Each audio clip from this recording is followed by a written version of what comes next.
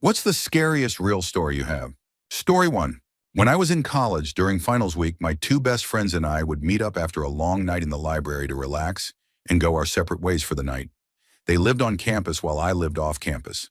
I would pick them up in my car when I finished studying, and we'd park down in a large commuter parking lot overlooking a river and woods.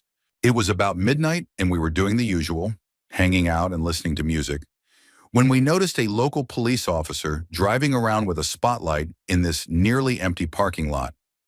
Paranoia set in, so we put everything away and waited in silence for him to leave. Eventually he left, and we continued on. All of a sudden, this woman came out of nowhere looking completely disheveled and stopped in front of my car, staring into the windshield at us. Shivers went down my spine. I couldn't understand why she would be doing that. She eventually walked away into the woods. At that point, I was ready to leave, but the one friend out of the three of us who didn't see her directly was convinced we were just imagining things, so we continued to sit there. I was shaking and felt entirely uneasy and unsafe, so I kept looking over my left shoulder behind my car. My friends were joking about how weird it was, but I couldn't shake the feeling that something was wrong. A few minutes later, I had begun to relax a bit, but happened to glance behind my car and saw that same woman sprinting toward the driver's door with something in her hand. My instincts kicked in, and I started the car without saying a word and sped out of the parking lot, not stopping until I was completely off campus. She had crept around all the parked cars in the lot, going around the perimeter to approach my car from behind. Later, we found out the police were looking for her. She had previously harmed her partner and another woman. The police believed she was going to try to steal my car with force. It was hands down the scariest thing that has ever happened to me. My friends would agree. Story 2. I'm 17, at home watching my 11-year-old sister.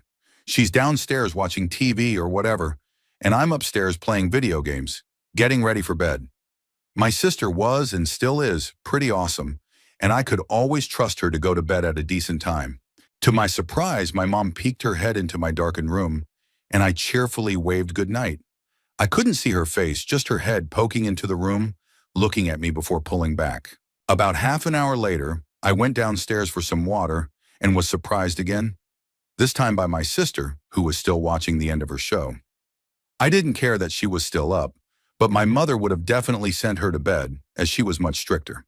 She asked me if I knew when Mom and Dad would be home, and I immediately took her hand, brought her outside to my car, and we sat there while I called my parents. They came home right away. No doors or windows were unlocked, except for the side door I used to take my sister outside. I still wonder who, or what, poked its head into my room. Story 3. When I was about 10 or 11, my brother, a friend, and I were playing outside in the backyard.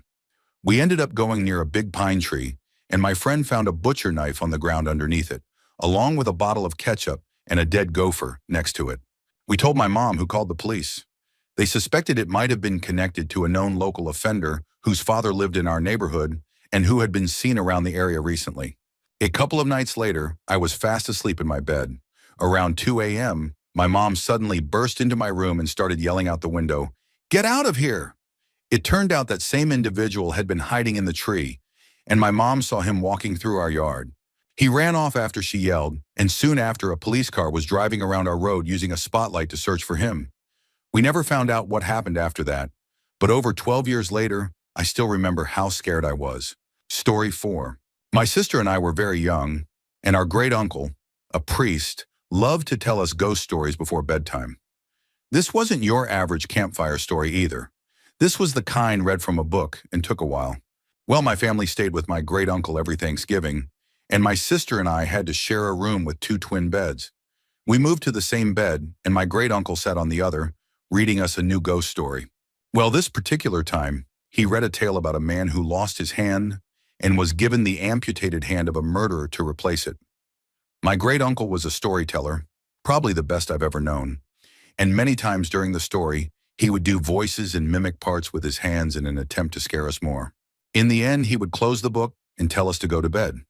This time, he asked that we pray next to the bed we were both in, and as my sister and I knelt to pray, my mother reached out from under the bed and grabbed both of us. I had no idea she had been there the entire time. To this day, it is one of the most terrifying moments of my life, and they both retell this story at Thanksgiving every year. Story 5. This happened to a friend of mine, and she was so nonchalant about it after it happened. It was a summer night, had to be around 8 or 9 at night. It wasn't too late, and the sun was still setting. She was driving home and stopped at a traffic light that intersected with the highway. We live in a smallish town, so there were hardly any other cars out, and she was literally the only one at the light.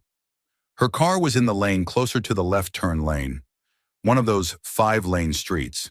She was minding her own business, zoning out or whatever, and all of a sudden she hears the passenger door trying to be opened. She looks over, and there's a clearly unstable man who had opened the door. So she grabs a drink from her cup holder and throws it at him. It was enough of a surprise to make him back up, and she quickly reached over to shut the door and lock it. He clumsily reached for the door again, and as she looked at his face, she knew he was completely out of it. By this time, the light had already turned green, and while he persisted, she quickly sped away from the intersection. Story 6. I was walking down the street with a friend during college. A woman was driving down the road, and a young girl passed us. She was about 7 or 8, walking a dog, and passed by some bushes that extended out into the street. This was near an old park that hadn't been maintained well. The woman driving didn't see the girl and hit her and the dog.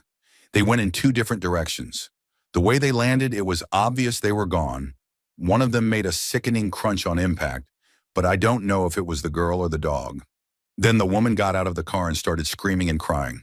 She kept yelling that she couldn't go to jail and that she didn't see them.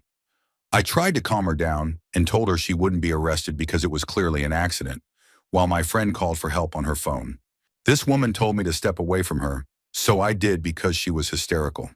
Then she ran back to her car, removed her purse, and pulled out a gun. She turned it on herself and collapsed on the hood of the car. I was in shock. I had just witnessed 2 lives and an animal lost within seconds. After that, I felt completely numb. A therapist later told me she might have been under the influence, which could explain her reaction. I still think about that little girl and the dog all the time. She would have been around 21 now. Story 7. In 2006, I went to Germany with some friends. I'm from Italy. We had planned to camp in the Black Forest with a group from Germany, a group from Switzerland, and a group from Hungary. Pretty cool, right? Well, one night, some friends and I really had to use the bathroom, but we were terrified to leave our tent because, the Black Forest is pitch black, so we gathered some courage, left our tent, and went together to relieve ourselves. While we were doing the act, a friend and I heard a woman screaming in the distance. We started to panic. We didn't know what to do. What if it was a large animal coming for us? Then an older guy who was with us, I was 13 at the time, tried to calm us down and said it was probably just one animal chasing another, which can happen in a forest that size. So we went back to our tent, feeling okay. The camp was awesome, and we went back to Italy all happy, almost forgetting about that night. Well, a few weeks later, I was home reading online and got curious. I looked up if anything had happened during the summer of 2006 near where we had camped. I found out that around the same period, August 2006, a woman had been found dead just a few kilometers from where we had stayed. Story 8. My dad was in the logging woods at 5:30 a.m. He saw a man on the side of his trail, leaning up against a tree with a bottle of rye whiskey between his legs. An older man in overalls, as I remember my dad telling it. The guy just looked asleep, but since this was deep in the woods, my dad decided to check on him. He started by saying, "Hey, mister," but got no response. He leaned down and began shaking the man's shoulder. Still nothing. Then he went to tap his face, and as soon as his hand made contact, my dad said all the blood drained from his own face, and he thought he might pass out. The man's face was as cold as ice and had a waxy texture. He was very much gone, and my father was completely alone with him, miles deep in the fog-covered woods. Fun epilogue. My dad had a terrible time getting help. It was the 1970s, so there were no cell phones. He was deep in the woods in a predominantly black area in the South alone, and white. He knocked on house after house, but nobody wanted to hear from a random white man in a truck full of chainsaws at 6 a.m. I like to think a lot of people looked out their windows and just said, "Not today. Nope." Finally, a very cautious family opened the door. He asked to use the phone to call the police. The mother handed him the phone through the door and asked what number he wanted to dial. He said, 911, I guess. Cops came and interviewed him for a while and determined the man had wandered off drunk and died of exposure. No foul play. There were no marks on him. He was just sitting there, peacefully, with a bottle of rye. I suppose it's not blood-chilling, but it's the scariest thing I know that didn't turn out to be nothing. It really was a person who had passed away. Story 9. This happened when I was 18 years old. I was working at a bakery, and my coworker and friend asked me if I wanted to hang out at his place after our shift. I agreed, and we met up at his apartment. As we relaxed, we started talking about bad experiences, and he described a difficult moment he once had, calling it pure emotional torture. He couldn't explain exactly what had made it so bad, just that it felt like he was spiraling, losing his mind, and feeling completely out of control. It clearly still affected him. Eventually, he sat there with his head in his hands and said, "I really wish I could just forget it all." There was a kind of awkward silence, maybe because he felt he'd exposed something too personal. Then out of nowhere, he grabbed his stomach, winced in pain, and dashed to the bathroom. I heard his footsteps sprinting down the hall, followed by a loud crash. I ran in and saw him lying face down on the floor, completely straight with his arms at his sides, rigid like a board. Blood was dripping down the bathtub, and it looked like he had smashed his face. I sat him up and tried to help. His nose and mouth were bleeding all over his shirt. He was disoriented and confused. Soon I realized he had short-term memory loss. Every 30 seconds or so, he forgot everything. He could remember his name and what city we were in, but not who I was, where we worked, or what we had been doing. Even when I explained it to him, he'd forget again within a minute. After about 10 minutes of this, he suddenly vomited all over his bed. I was freaking out, so I called paramedics and went with him to the hospital.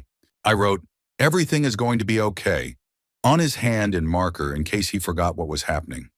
We sat there drawing in my sketchbook until the nurses eventually asked me to leave. The entire time he still had memory loss. But a few days later, I saw him and he was totally fine.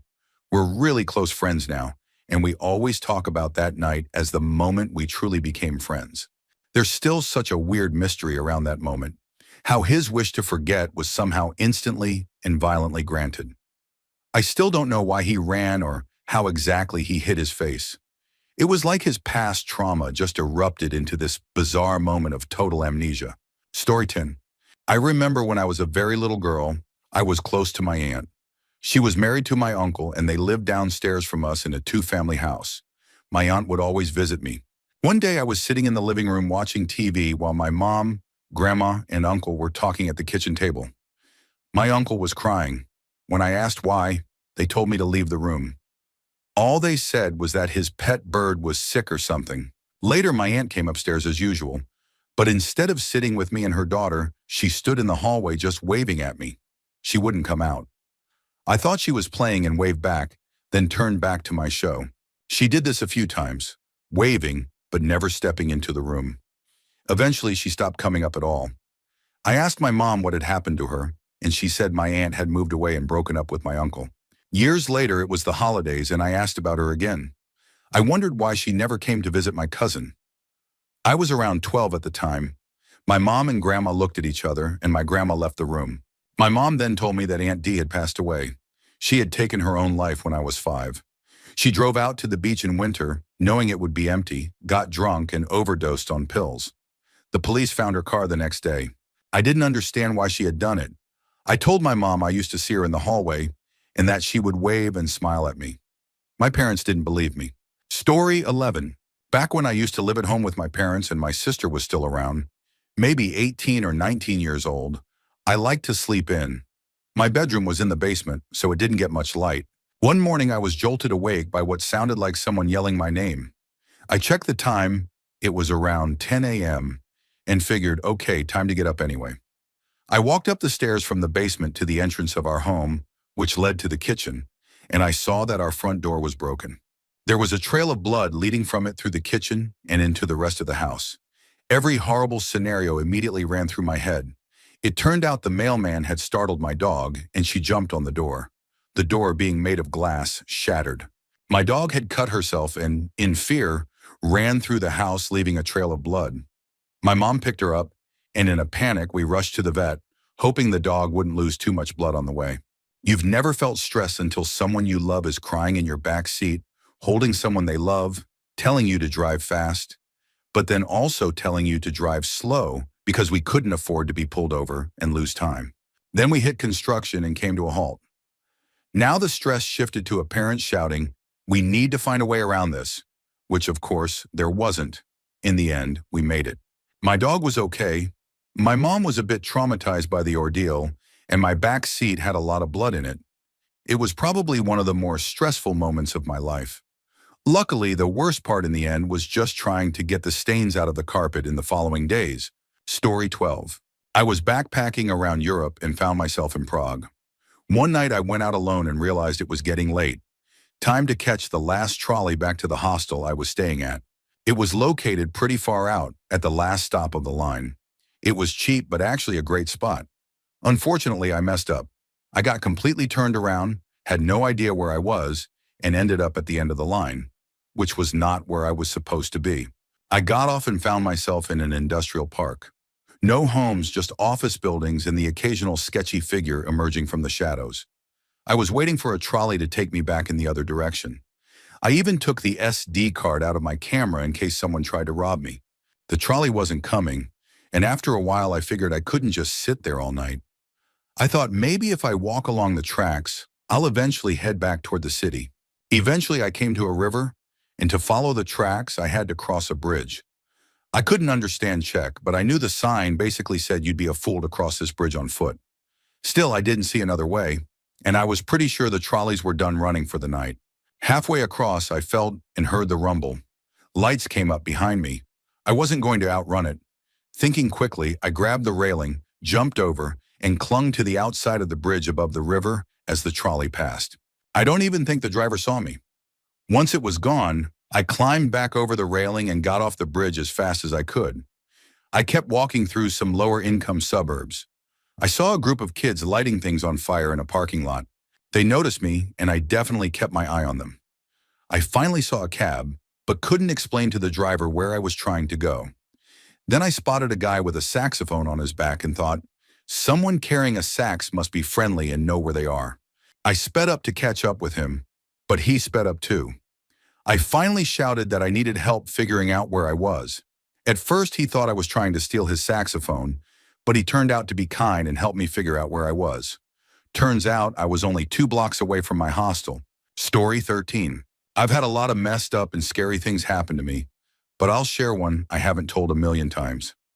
My friend and I were walking my dog to the park in our neighborhood. Across the street, we saw a young guy we'd never seen before.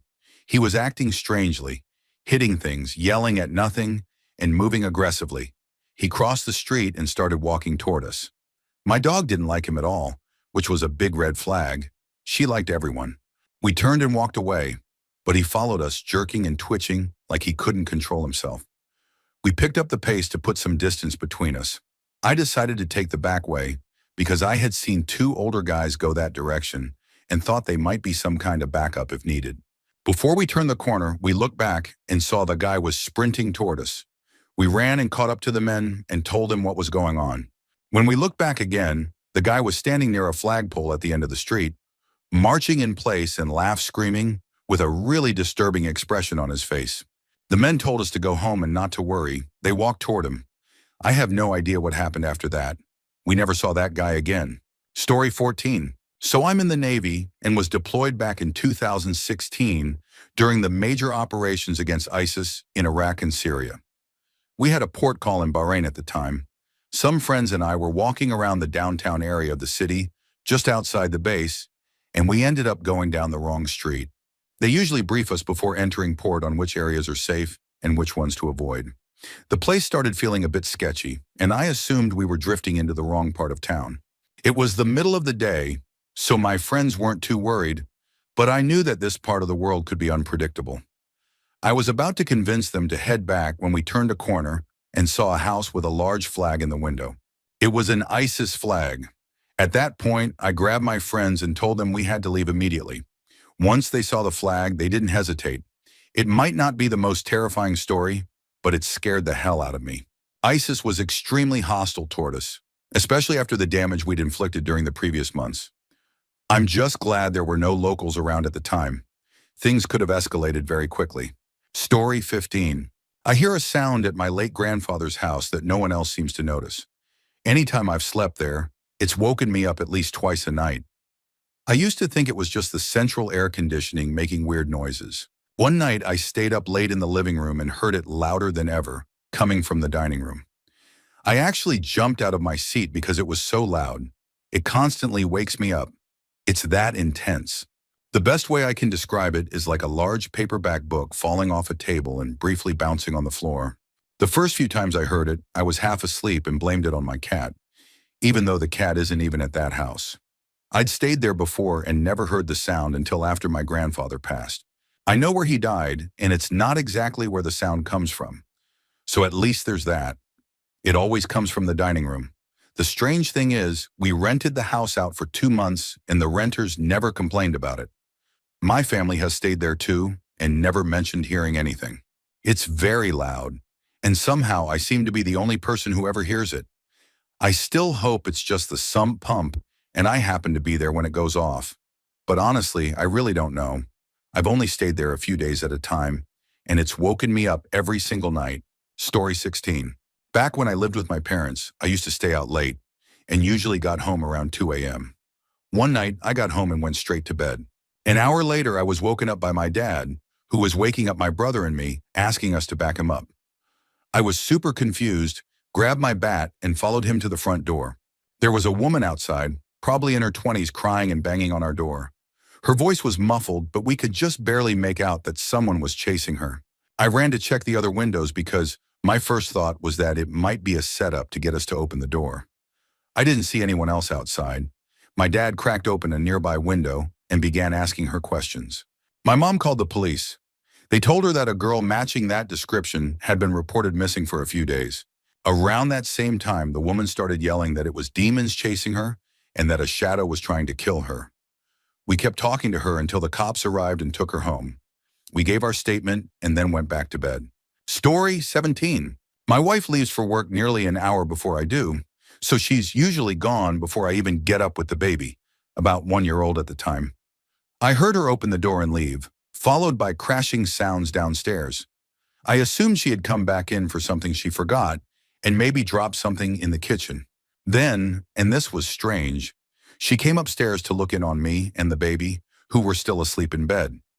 I was annoyed because my alarm wasn't set to go off for another 15 minutes, so I pretended to stay asleep. She did whatever she needed to do upstairs, then left again, making more noise on her way out. After my alarm finally went off, I got up to check if she had cleaned up whatever she'd dropped in the kitchen. That's when I realized that what she dropped in the kitchen wasn't her at all. A hero user, according to the police's theory, had smashed in our transom window, and the person I thought was my wife looking in on us was actually the intruder, realizing the house wasn't empty. I would have easily outweighed that person by over 100 pounds. If I had opened my eyes and seen a stranger staring at my baby instead of assuming it was my wife, I would have panicked and attacked. If they had a weapon, I might not be here today. If they didn't, I might have done something I'd never forget. Story 18. This was strange and filled my body with dread. I was sleeping and woke up in the middle of the night to the sound of my dog's collar jingling up and down the staircase. I disregarded it and put my head back down on the pillow, but I started to think, he's going so slowly up and down. Did he get hurt or need something? I sat up and heard the collar coming back up the stairs again. This time it went down the hallway to my parents' room, paused, then came down to my locked door. It stopped right in front. Okay, maybe he laid down. I stood up, and when I did, the tags on the collar began hitting my door at shoulder height, just like knock, knock, knock. I froze. My body was completely filled with dread. I even stopped breathing. After what felt like the longest 10 seconds of my life, the jingling slowly went down the stairs, step by step, then silence. I waited about 5 minutes to see if I heard anything else. My shaky feet and on-edge nerves brought me downstairs, and I checked the dog. No collar. I went to the kitchen table, where we leave it at night so it doesn't wake us, and it was exactly where we had left it. I convinced myself I was just imagining things, but the next morning, my parents came downstairs and asked, "Did we forget to take the collar off the dog?" He woke us up. That's why I'm still questioning what could have really happened. Story Story 19. The last week of July last year, I went to Ocean City, Maryland, with my boyfriend at the time. The first few nights were great. I got to see a longtime friend who lives there, and he was tagging along with us the night it happened. My boyfriend and my friend decided they wanted to get crab fries. I wasn't interested because I don't like Old Bay on fries. I'm sorry, don't hate me. So I sat on a bench and waited for them. I saw a family walk by, and their daughter was behind them. She looked upset and was texting rapidly, like she was in a heated argument. She had short, bleached white hair and really cool tattoos. That's what made her stand out to me. The tattoos. They were awesome. Anyway, my boyfriend and friend came back, and we ended up walking behind that family for a bit. We got distracted by some boardwalk performers and eventually lost sight of them. I didn't think much of it. Around 2 a.m., we were among the few people left on the boardwalk, other than some small groups of drunk teenagers smoking and shouting. That's when I saw her again. She was running toward the beach, crying. I wanted to go after her and see if she was okay, but my boyfriend advised me to just stay out of it. We went back to our hotel and fell asleep. Around 6 a.m., I woke up, rolled a joint, and quietly left the room. The hotel had a nice sitting area out front overlooking the ocean. I sat there for a few minutes when I saw her again. She was walking down the boardwalk, confused and scared, still crying. I had a weird gut feeling to follow her. I tucked the joint into my clutch and followed her from a distance. She looked nervous, constantly glancing left and right as if she was lost. I followed her to the 2nd Street beach ramp. Suddenly, she broke into a full sprint, crying hysterically. I don't know why, but I shouted, "Hey, wait! Do you need help?" I ran onto the beach and just stood there in shock. No one was there, but I could still hear soft sobbing nearby, to the right of me. I walked in that direction, and then I saw it. Where the sobbing had led me, there was an arm sticking out of the sand. It was her arm. I recognized the tattoos. I'll never forget them. The sobbing stopped, and suddenly the ambient sounds of the beach returned. I hadn't noticed until then, but while I was following her and hearing the crying, everything else had been completely silent. When I realized what I was looking at, I screamed for someone to call 911. A middle-aged couple came jogging up. The wife screamed, and the husband dialed immediately.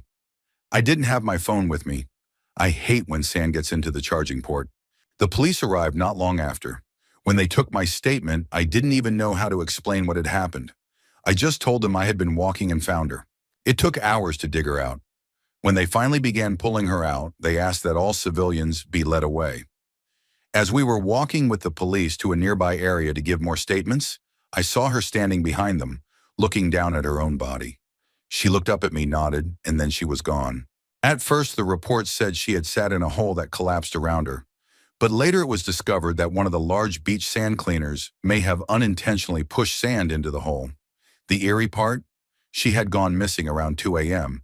and died between 2 and 3 a.m. But I saw her. I followed her. The entire time she looked real. I still have dreams about her. I've never forgotten a single detail. Story 20.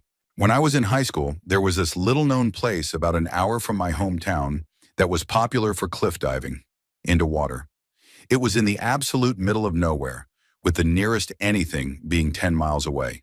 It was a fun place to go, and it was also known as a spot where people could get away with things like underage drinking. There were cliff jumps ranging from 15 feet to around 80 feet. One of the cliffs, referred to as the tabletop, was about a 40 to 50-foot drop, depending on the water level. This particular cliff had rocks directly beneath it, so you had to jump outward to clear them. If you jumped straight down, you'd hit the rocks. It wasn't hard to clear as long as you pushed off the edge with some forward momentum. You'd keep that outward movement through the fall. I'd never seen anyone come within 10 feet of the rocks before. One day, a group of kids showed up, and they'd been drinking throughout the day. No one was completely out of it, but they were clearly feeling the effects. 2 girls decided to try jumping off the tabletop, but neither had done it before, and they were nervous. They decided to hold hands and jump together. As they approached the edge, Girl 1 started to panic and stopped right at the lip. Girl 2 tried to slow down since her friend wasn't going, but she couldn't stop in time and ended up teetering over the edge, without any forward momentum.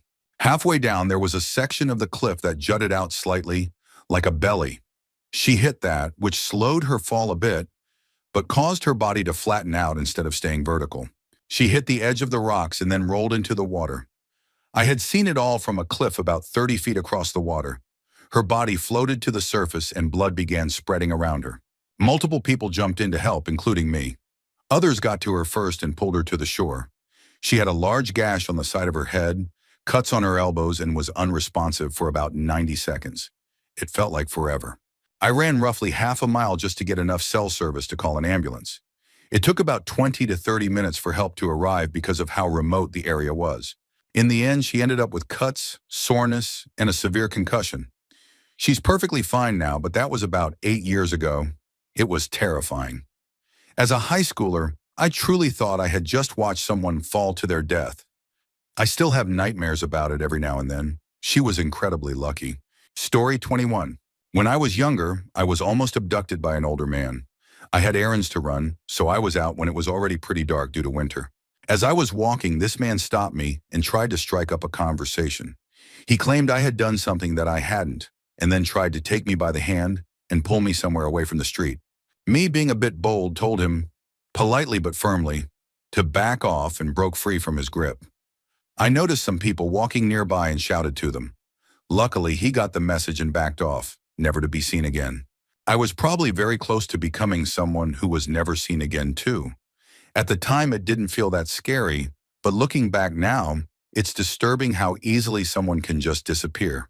The other experience is more mild. My friend and I decided to try contacting spirits in my basement.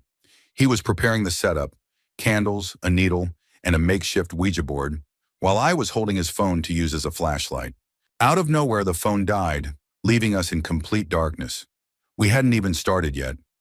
Apparently, the battery just dropped with no warning, because when he plugged it in later at home, it worked fine.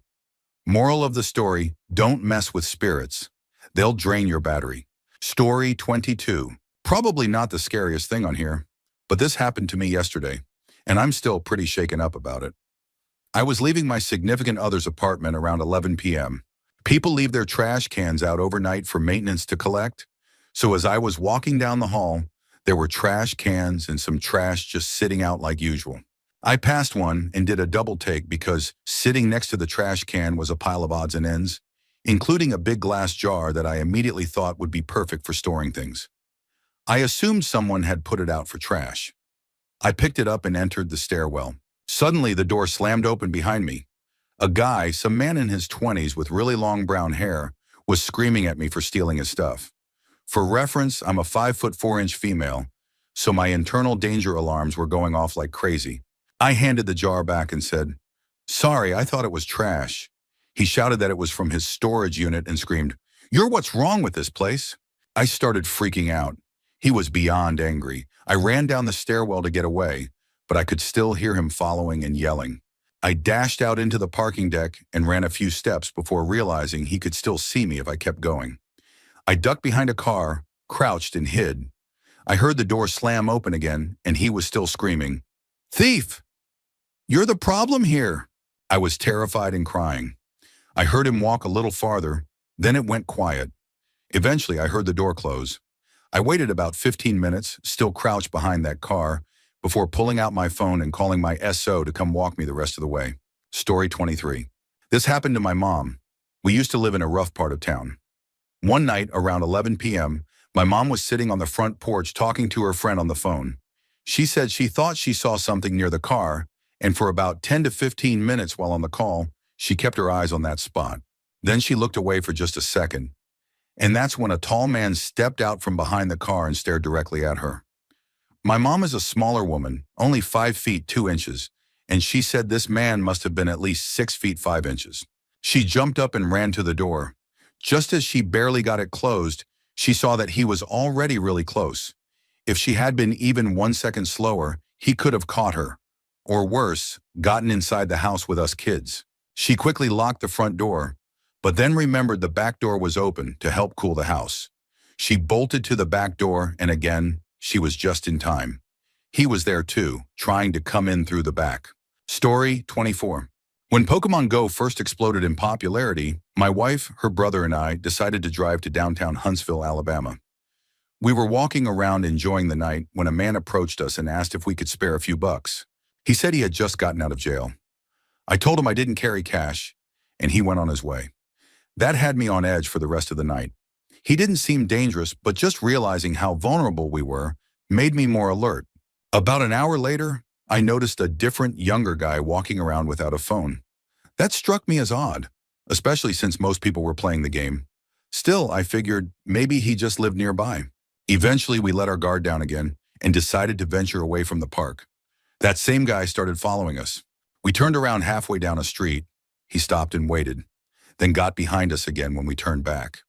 This went on for a few minutes. Then out of the corner of my eye, I saw him reaching into his waistband. I knew what was about to happen. Without turning directly toward him, I raised the back of my shirt to reveal my Beretta. That was the last thing I wanted to do, but he had made his intentions clear, and he was making a move. I've never seen anyone disappear so fast. After that, we got out of Huntsville and never went back out at 1 a.m. to play Pokemon Go again. And before anyone says anything, I had a permit, I did everything I could to avoid the situation, and I had a wife to protect. I don't know if he had a weapon or not, but I wasn't going to wait around to find out. Story 25. I live in a pretty rough area, and unfortunately, I have a mother who didn't think it was important to invest in home security devices or take care of our old house. That's kind of important for this story. I got home one day and noticed that my window was open. I had it locked, but it was such an old window that I think it was just propped shut with minimal effort. It was summer, so at first I thought maybe my mom had opened it, but that wasn't the case. I looked around my room and thankfully noticed that my laptop was safe and sound on the bed. Cool. My PS3 was still there, the TV too. But then I saw that my drawers had been rummaged through. And what was missing? All my undergarments. Bra, underwear, lingerie. I freaked out. It was terrifying that nothing else of actual value had been taken. Just that. I spent the night at a friend's house because I was genuinely scared. Fast forward about a year. I met a guy on a dating app and he came to my house to pick me up. My car was parked outside. I spent pretty much the whole day with him, and when I got home, the same thing had happened again. I was devastated and called the police. I mentioned the car being out front because I think it's terrifying that someone broke in knowing I wasn't home, or possibly hoping I was. Cops came and took a report, but they never caught whoever did it. It's horrifying to know someone is so obsessed that they'd break in just to steal that kind of thing. And that they did it twice? I get goosebumps just remembering. I know some people might think I'm making this up. It sounds insane, but I have a post on Facebook about the incident and messages from people who reached out afterward. It was real and it was terrifying. Story 26. One time I was waiting in my car while some friends went into Starbucks. We had just picked up groceries and I had gotten some sushi from the store. While eating, I accidentally had a piece that was way too spicy from touching too much wasabi. It was so hot I opened the door to spit it out.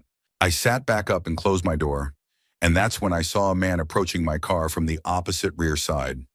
He looked Asian and came up to the passenger window, knocking and motioning for me to roll it down. At first I thought maybe he was checking on me, thinking I had just thrown up. But he didn't say anything, just kept knocking and signaling for me to talk to him. I waved him away and said no. I had a weird gut feeling, uneasiness, distrust. Then he walked around to the driver's side and tried to open my door. Thankfully, I had just locked it. I panicked and immediately backed out with him still next to my car. I didn't even check if it was safe to pull out, just reparked elsewhere and tried to call my friends.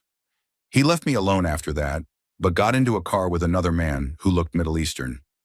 Both of them were wearing earpieces. My gut was telling me it felt like a trafficking or kidnapping setup. I was seriously shaken. When my friends came out, we started driving home, and we ended up behind the same car at a traffic light. My guy friends, being protective, yelled out the window to confront them, but they completely ignored us.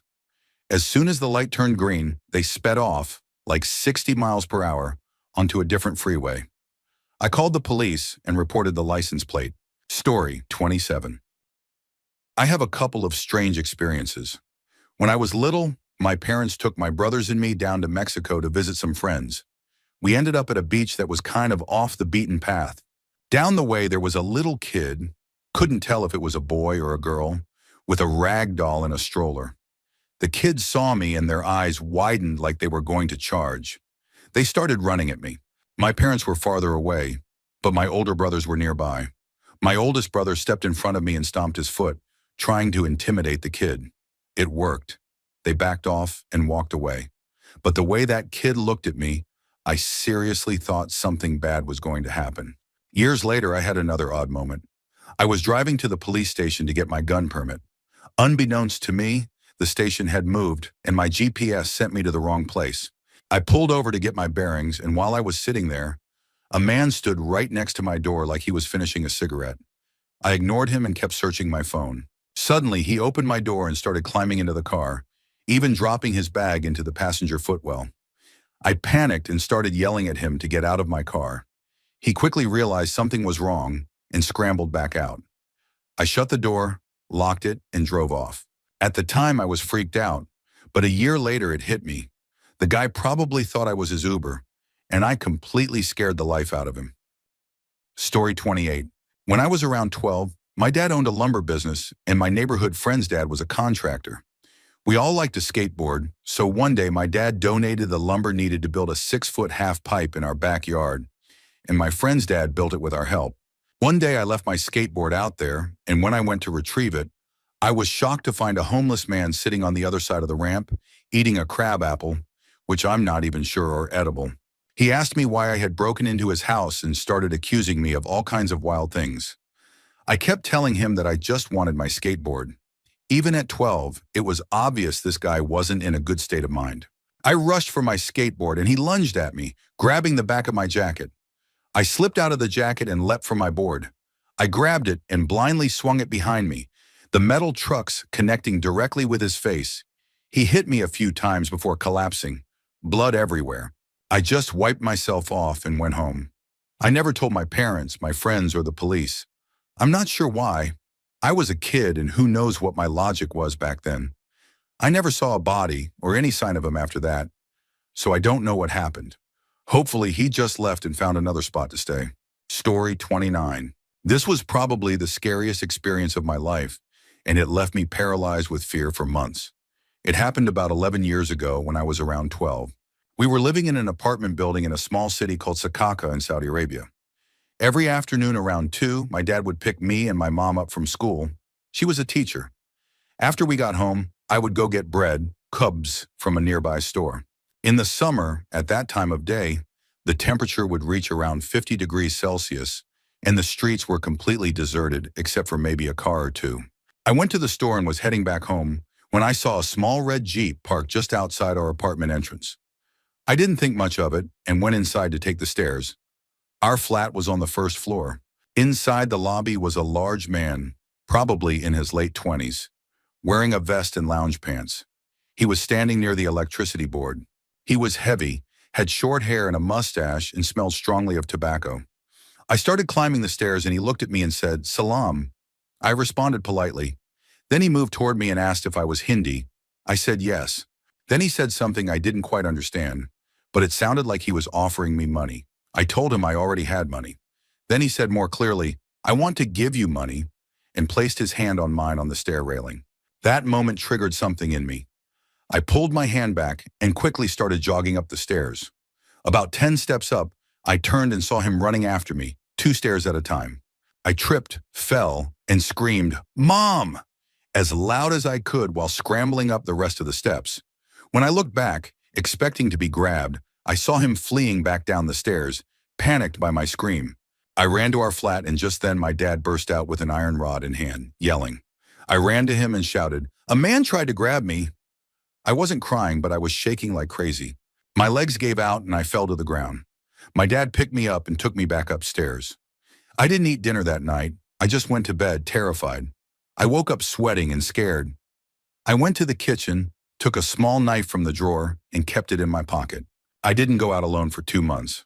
I never told my parents what the man really wanted, but I think they knew it wasn't just a random encounter. They stopped asking me to get groceries and didn't pressure me when my school grades dropped. For months, I kept an eye out for a small red Jeep. I always had the knife on me, ready to defend myself. That's how scared I was. I was willing to fight for my life, even in a country where serious consequences follow such actions. We eventually moved back to our home country. Life might not be easy here, but at least I feel safer. Story 30.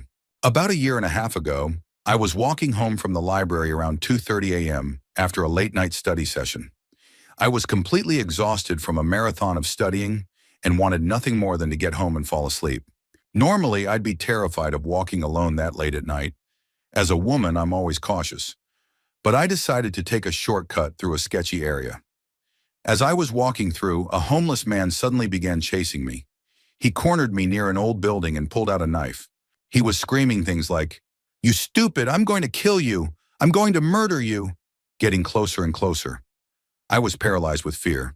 It's hard to describe what it felt like. I was frozen.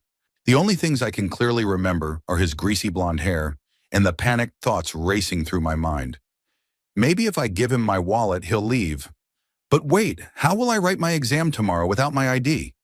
Maybe I can ask him to keep my student card. I was extremely lucky.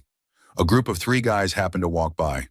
2 of them threw him to the ground and called the police, and the third one walked me home to make sure I got there safely. My roommate let me sleep in her bed with her that night because I couldn't stop shaking. To this day, I never walk through that area anymore. Ever. Story 31. Let's set the scene. It's summer, early 2000s. I was around 10 or 12 years old. My best friend, who lived next door for most of my childhood, told me she knew a cool place with lots of cats. Being an animal lover, I was excited.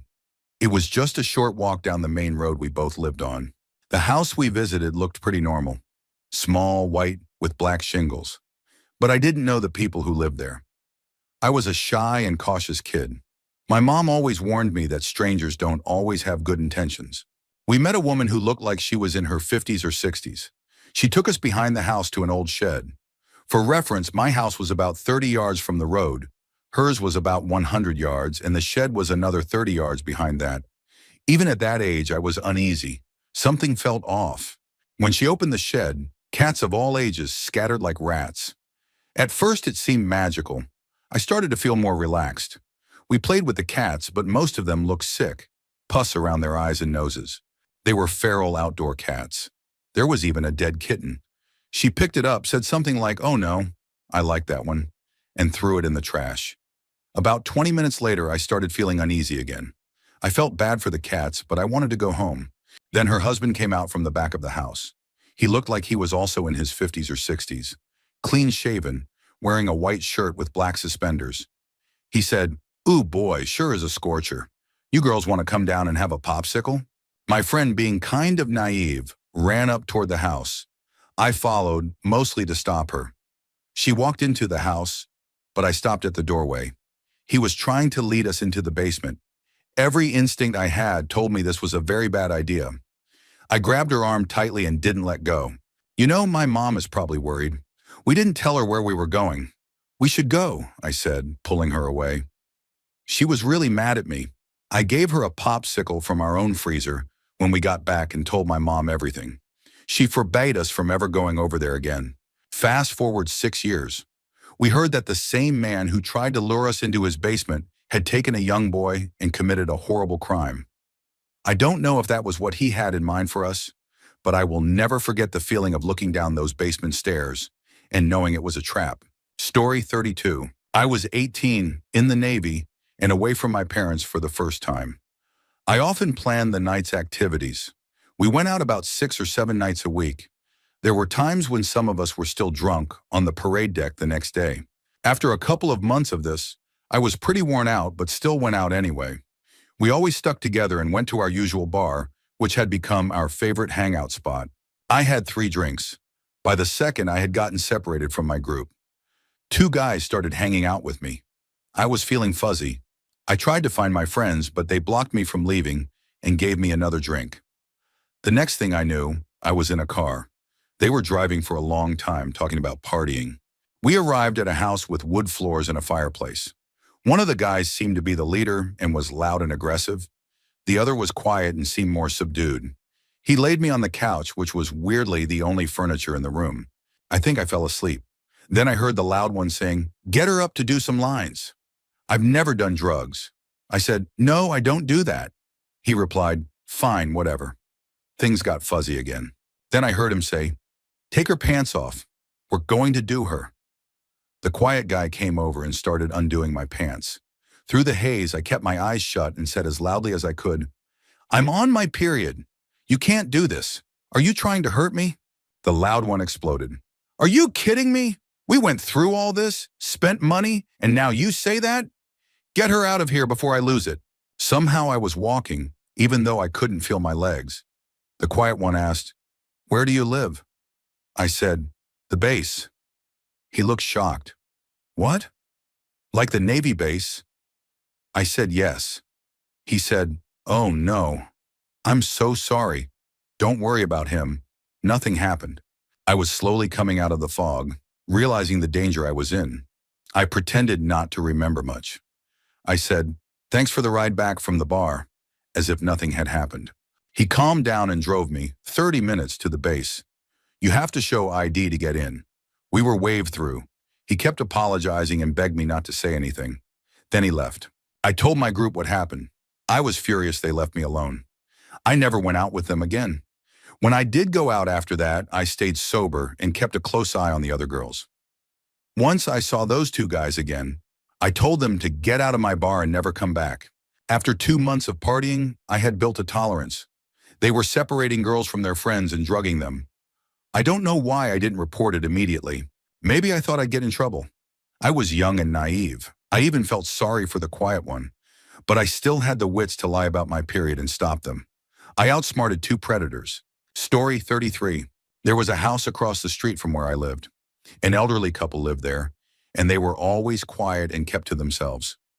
Recently, their grandson and his girlfriend had moved in with them, both of whom I went to high school with at the time. One night, I came home late after hanging out with some friends and noticed the lights in the house were on. It looked like someone was leaving in a hurry. I saw the grandson and his girlfriend leaving the house carrying bags. I waved since I knew them, but they didn't wave back. I thought that was strange, but didn't give it too much thought. 2 weeks later, I came home from work and saw fire trucks and ambulances all over the block. They found the grandfather deceased in the home, reportedly from a heart attack, but the grandmother was missing. It turns out the grandson and his girlfriend had killed the couple. The grandfather had been smothered and the grandmother was stabbed. The bags I saw them carrying? Apparently they were filled with body parts. They had dismembered the grandmother and were attempting to bury her elsewhere. The murders were driven by a meth binge and desperation for money. It was a huge deal in our small town, even made the national news. The craziest part? A year before that, I went to homecoming in a group, and that same girl was part of our group. Before she got involved in drugs, she seemed like just a regular teenager. It's surreal to think someone you once laughed and danced with was capable of something like that. Story 34. We lived about 5 minutes away from BTK, though we only found that out later when he was caught. He was all over the news, so everyone in the area was on high alert. He had taken a decade-long hiatus and suddenly came back into the spotlight when he started sending letters to local news stations. At the time, I was a freshman in high school, one of 5 children. One evening, our parents went out for a date night. About an hour after they left, my older brother came running up the stairs in a panic, saying the house phone had no dial tone. We checked all the phones in the house, and sure enough, no dial tone. We remembered the news saying that BTK would cut the phone line so his victims couldn't call for help, and we completely panicked. My brother had me gather our younger siblings, who were already asleep, while he grabbed the sharpest knives from the kitchen. We sat together in the living room in a circle, and he gave each of us a knife and a pep talk, basically saying, "If you see him, do whatever it takes to protect yourself." It was an incredibly tense moment. My younger siblings were crying, and I was absolutely convinced we were all going to die that night.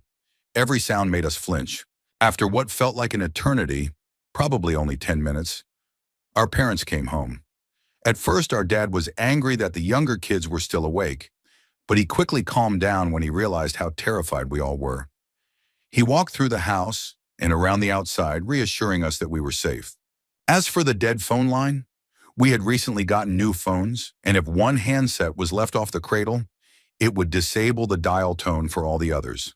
Months later, when BTK was caught, we were shocked to learn he had been living so close to us all along. Story 35. When I was in my early 20s, my fiancé and I moved into a new townhouse apartment in a town that, at the time, had an active serial killer. It was later revealed there were actually 2 serial killers operating independently, But during this story, everyone believed the murders of several young women were the work of one. I knew about it, but I was in my 20s and, like many people that age, felt invincible. We hadn't moved our washer and dryer in yet, so I was using the laundry room provided by the apartment complex. I was in school and working, so it was pretty late when I headed back with a full basket of clothes. Our townhouse was the last one in the row, furthest from the laundry room. I had my headphones in and was completely oblivious. When I walked in the front door, I didn't notice anything unusual and went straight upstairs. My fiancé, who was in the kitchen, which faced the front door, looked up and saw a man dressed in black following me inside. He screamed and ran at the man, who bolted out the door and vanished into the night. I'll never know who that man was. Maybe it was one of the serial killers, or maybe it wasn't. But I believe with everything in me that if my fiancé hadn't been there that night, something truly terrible would have happened. Story 36. In the 90s, my country went through a devastating conflict. There were horrifying tactics used during that time, many of which I didn't believe until I heard them firsthand from my uncle, a war veteran. I don't want to name the country or go into political details, as this story isn't about who was right or wrong. It's about what war does to people. According to my uncle, there were horrifying incidents where civilians, especially women and children, were forced into being carriers of explosives. They weren't just strapped with them. These people had their tongues removed so they couldn't speak. A surgical cut would be made in their lower torso, and an improvised explosive device would be hidden inside. These victims were then sent past military checkpoints.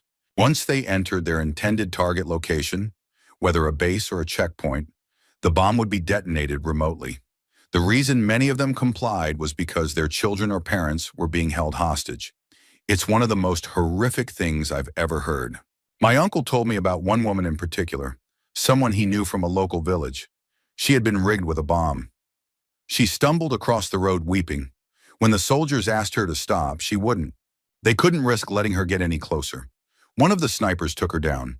My uncle said he collapsed afterward, pulling at his own hair in anguish. It was an unsolvable situation. Either let her in and risk everyone's lives, or stop her and know her family would likely suffer. 2 years later, my uncle took his own life.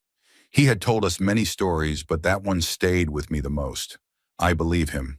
He was honest, and he carried the weight of everything he had witnessed until the end. Story 37. When I was a kid, our kitchen window gave a clear view of the entire kitchen, with the sink facing away from it. The window was on the side of our house, about 15 feet from the neighbors. My mom always left this window unlocked, and the blinds were always open. It bothered me for some reason. I just felt like a neighbor or some random person could easily look in or climb in. Our house had been burglarized a year earlier by some neighborhood kids. They had come in through the garage, but this window still felt like an easy access point. So I'd always close and lock it and shut the blinds. I'd complain to my mom about it, but she always brushed me off like it was no big deal. One night, I was at a school dance, and my friend's mom offered to drop me off at home. As we pulled up, we stopped in a position where I could clearly see the area outside the kitchen window. Crouched low in dark clothes was a person peering in. My immediate reaction was to jump out of the car and sprint toward them. They must have heard the car door open because they bolted down the dark alley behind the house. I was yelling, running after them, but they got away. I went inside, and there was my mom at the sink, washing dishes, completely unaware that someone had just been a few feet away, watching her through the open window. I calmly walked over, closed the blinds, locked the window, and told her never to open it again at night.